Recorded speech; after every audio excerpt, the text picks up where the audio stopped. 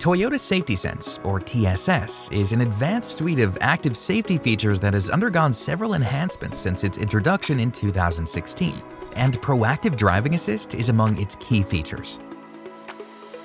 This video will provide a quick overview of how to adjust its various settings through the Settings menu in the Multi-Information display.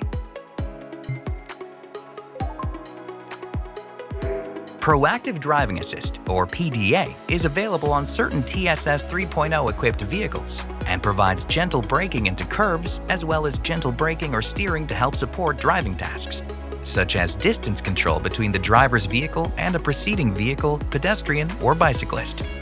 Drivers can adjust PDA's sensitivity within the Settings menu. Select PDA, then press and hold OK until the settings screen is displayed. Select Sensitivity, and then press OK to change to the desired setting. It should also be noted that the individual features of PDA can be turned on or off as well. From the PDA Settings menu, select Deceleration Assist, DA, Steering Assist, SA if equipped, or Obstacle Anticipation Assist, OAA, and press OK to turn the feature off. Finally, the driver can also select to disable the entire system. From the Settings menu, select PDA and then press OK to toggle the system off.